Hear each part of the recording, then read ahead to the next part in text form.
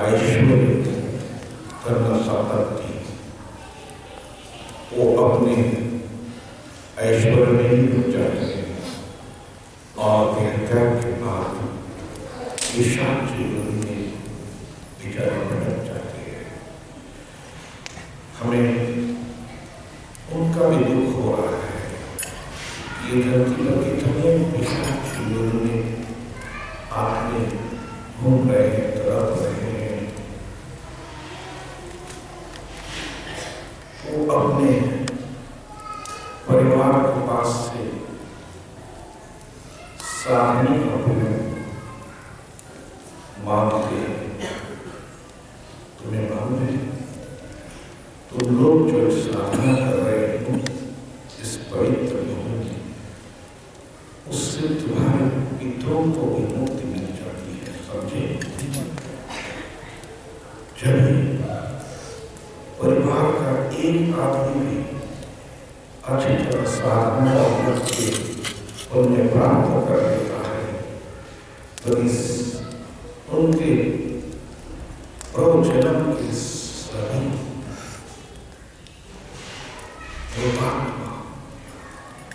जो पिशाच योनि में तरफ हुए हैं उसे मुक्ति मिलती है। जो गुरु निष्ठा से सेवा में लगती है पुण्य प्राप्ति आध्यात्मिक पूर्णता प्राप्त कर लेते हैं। जो यहाँ गुरु दरबार में आता है तो कोई रीता नहीं रहता, ख्याल में रखो। तुम्हारे परम भाग्य से और प्रारब्ध से तुम लोग यहाँ पहुँच गए। यहाँ पुण्य ढीली है। ये ढीली में जो ले सके उतना पुण्य लेके जा सकता है सिर्फ साधना से। बस कोई बेचारे आते हैं और छोटा सा प्रसाद लेके भाग जाते हैं। हमें उसका भी दुख हो रहा है। देने के लिए बैठा हूं मगर देने वाला चाहिए। कोई कुछ न कुछ अपना अहम अपने विचार दुर्विचार से बैठ जाते हैं। वो ज्यादा समय नहीं हो सकते। वो उनका प्रारब्ध है।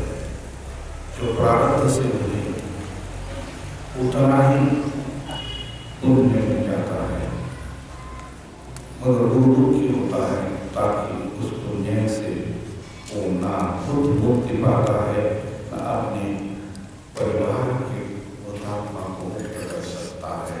समझे? जो तीर्थ क्षेत्र में साधना करता है उसको 100 गुना पुण्य प्राप्त हो जाता है। सात जन्म का पुण्य नष्ट करने की ताकत जिस धूमि में है, इस धूमि से अपना 7 जन्म का पाप नष्ट हो जाता है और इसे सवल मुक्ति नहीं पा सके सदगति प्राप्त करके फिर मानव आत्मा में प्रवेश कर सकते हैं। जो बहुत पापी होते हैं वो पशु आत्मा में तो क्या तुम लोग कौन से आत्मा में प्रवेश करना चाहते हो? बस काली गंगा डेरी सोना चांदी यहाँ ही रखने वाले सिर्फ तुम्हारे साथ आएगा वो न्याय का दिया जो कोई भी हटा नहीं सकता है। इस दरबार की सेवा, स्वामी की सेवा, नाट्य की सेवा करने से यम भी तुम्हें नहीं छोड़ेंगे, तुम्हें सम्मान से समय पर देवदूत लेके जाएंगे।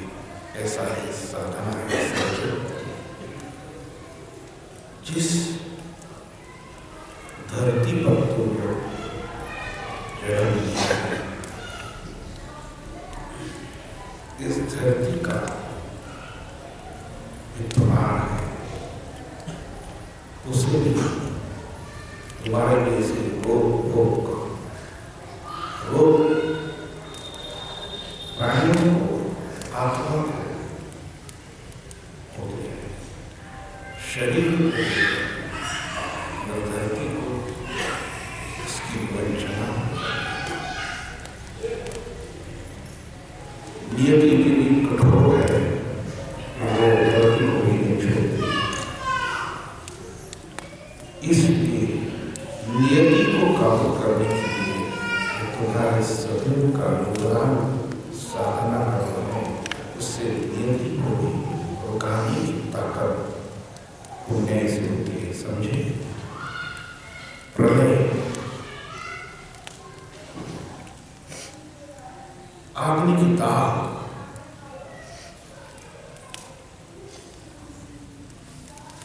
बिजली की कड़कड़ाहट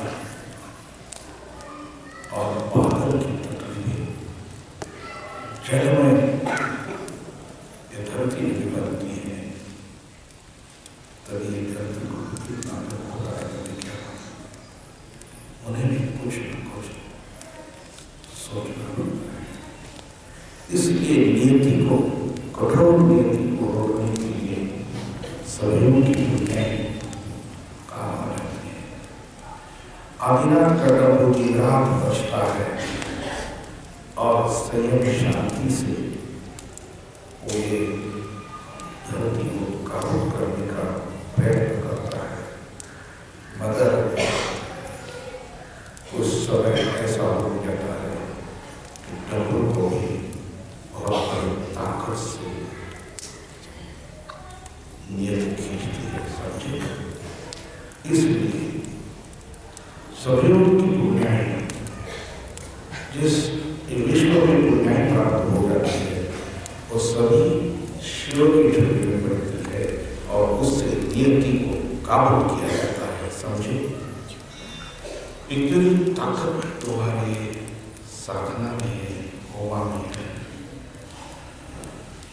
जो तुम्हारा भला करती है, परिवार का भला करती है और विश्व का भी भला करती है, कल्याण करती है। ऐसे सभी मेरे साथों को यही मैं कहना चाहता हूँ कि बस साधना में हो, आनंद ले लो, आनंद ले लो और जीवन का उद्धार करो। जो जीवन का उद्धार करेगा वो शिव अवतार दुनिया की स्वयं प्रकाश ज्योत बन के शिव अवतार की रोशनाई बढ़ाएगा। समझे? ये मेरा आदेश है।